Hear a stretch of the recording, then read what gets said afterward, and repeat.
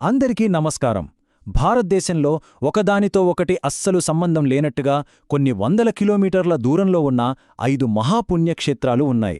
కాని వాటన్నింటినీ కలిపే ఒకే ఒక అద్భుతమైన కథ ఉంది. ఏంటా కథ? దాని వెనుక ఉన్న రహస్యమేంటి? పదండి, ఈరోజు దాని గురించే తెలుసుకుందాం. సరే, ముందుగా ఆ 5 క్షేత్రాలేంటో చూద్దాం. వీటినే మనం పంచమాధవ క్షేత్రాలు అంటాం. చూడండి, వారణాసిలోని బిందుమాధవ ఆలయం, ప్రయాగలోని వేణీమాధవ ఆలయం, మన పిఠాపురంలోని కుంతీమాధవ ఆలయం, ఇక రామేశ్వరంలోని సేతుమాధవ ఆలయం, ఇంకా తిరువనంతపురంలోని సుందరమాధవ ఆలయం. ఇవన్నీ విష్ణుమూర్తికి చెందినవే. చూశారు కదా, కాశీ, ప్రయాగ, పిఠాపురం, రామేశ్వరం, తిరువనంతపురం అన్నీ వేర్వేరు ప్రదేశాలు. మరి వీటన్నిటినీ కలిపే ఆ సీక్రెట్ స్టోరీ ఏంటి? అసలు వీటికి సంబంధం ఎలా కుదిరింది? అదే ఇక్కడ అసలైన పాయింట్. ఆ కథేంటో తెలుసుకుందాం రండి. అయితే ఇక్కడే అసలైన ట్విస్ట్ ఉంది. ఈ 5 గుడుల వెలుకున్నదేదో గొప్ప భక్తి కదో, ఒక సృష్టికి సంబంధించిన గాథో కాదు. ఇది ఒక మహా పాపంతో మొదలైంది. అవును, ఒక భయంకరమైన తప్పుతో ఈ కథ మొదలవుతుంది. అసలా పాపమేంటో అర్థమైతేనే ఈ కథలోని లోతు మనకు తెలుస్తుంది. మనం మాట్లాడుకుంటున్నది బ్రహ్మహత్యా పాతకం గురించి. అంటే ఏంటి? ఒక బ్రాహ్మణుణ్ణి, అంటే ఒక పండితుడిని, పురోహితుణ్ణి చంపడం. మన పురాణాల ప్రకారం ఇది క్షమించరాని అత్యంత ఘోరమైన పాపాల్లో ఒకటి. మరి ఎంత ఘోరమైన పాపాన్ని చేసిందెవరో తెలుసా? ఇంకెవరో కాదు, సాక్షాత్తు దేవతలకే రాజైన ఇంద్రుడు. అదేంటి, దేవతల రాజు ఇంత పెద్ద తప్పేలా చేశాడు అనే కదా మీ సందేశం? అసలు కథ ఇక్కడే మొదలవుతుంది. సరే, అసలు ఇంద్రుడు ఆ పరిస్థితికి ఎందుకు వచ్చాడు? దాని వెనుక ఉన్న కారణాలేంటి? ఆ మూలాల్లోకి వెళ్తే మనకు భయం, ద్రోహం, అన్నిటికంటే ముఖ్యంగా ఒక తండ్రి పగ, ప్రతీకారం కనిపిస్తాయి. ఈ కథలో 2 కీలకమైన వ్యక్తులున్నారు. మొదటి వ్యక్తి త్వష్ట. ఈయన సాక్షాత్తు బ్రహ్మదేవుడి కుమారుడు. ఇక రెండో వ్యక్తి ఆయన కొడుకు విశ్వరూపుడు. ఈయన మామూలు వ్యక్తి కాదు, 3 తలలతో అపారమైన శక్తులతో ఉండేవాడు. ఇక విశ్వరూపుడి శక్తిని చూసి ఇంద్రుడికి భయం పట్టుకుంది. ఎక్కడ తన ఇంద్రపదవికి ఎసురు పెడతాడో అని అనుమానం వచ్చింది. అంతే, ఇంకేం ఆలోచించకుండా తన సింహాసనాన్ని కాపాడుకోవడానికి విశ్వరూపుడిని చంపేశాడు. కాని ఇంద్రుడు తీసుకున్న ఆ నిర్ణయమే ఆ తర్వాత జరగబోయే వినాశనానికి నాంది పలికింది. కొడుకు చావుతో త్వష్ట గుండె బద్దలైంది. ఆ దుఃఖం కాస్త కట్టలు తెంచుకున్న కోపంగా, ప్రతీకార జ్వాలగా మారింది. ఇంద్రుడిపై పగ తీర్చుకోవాలి, అంతే. దానికోసం ఒక మహాయజ్ఞాన్ని మొదలుపెట్టాడు.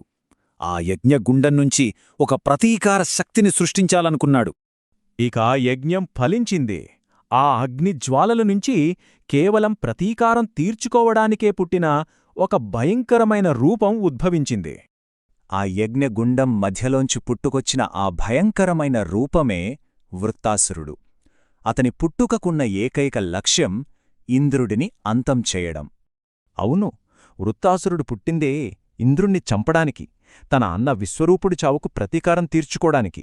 ఇంకేముంది, ఇక దేవలోకంలో ఒక భీకరమైన యుద్ధానికి రంగం సిద్ధమైంది. ఇక ఇంద్రుడికి వృత్తాసురుడికి మధ్య ఘోరమైన యుద్ధం జరిగింది.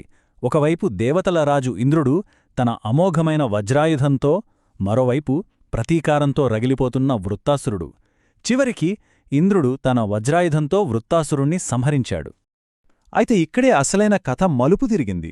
వృత్తాసురుడు అసురుడే కావచ్చు, కాని పుట్టుకతో అతను ఒక బ్రాహ్మణుడు, త్వష్ట బ్రాహ్మణుడు కదా. సో అతని చంపడం ద్వారా ఇంద్రుడు తెలియకుండానే బ్రహ్మహత్యా పాతకాన్ని మూటగట్టుకున్నాడు. ఇప్పుడు చూశారా కథ ఎక్కడికొచ్చిందో? ఇక ఆ బ్రహ్మహత్యా పాతకం ఇంద్రుడిని వెంటాడటం మొదలుపెట్టింది.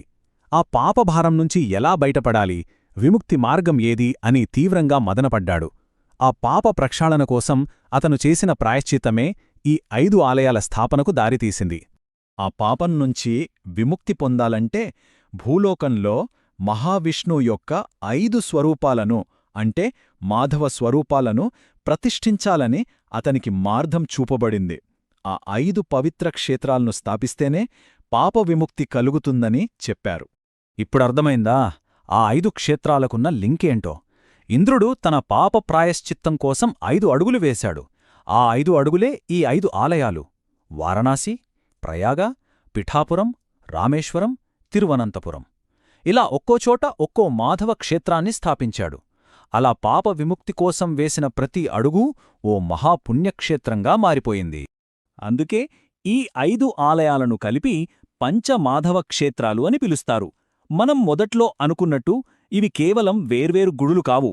ఒక దేవుడు చేసిన పాపానికి, దానికి అతను చేసుకున్న ప్రాయశ్చిత్తానికి, చివరికి పొందిన దైలిక క్షమకు, వీటన్నిటికీ నిలువుటద్దం ఈ క్షేత్రాలు. ఈ కథ విన్నాక ఒక్కసారి ఆలోచించండి. పాపం, ప్రాయశ్చిత్తం వంటి పురాణ గాథలు ఈరోజు మనం చూస్తున్న పవిత్ర స్థలాల వెనుక ఎంత పెద్ద చరిత్రను దాచాయో కదా.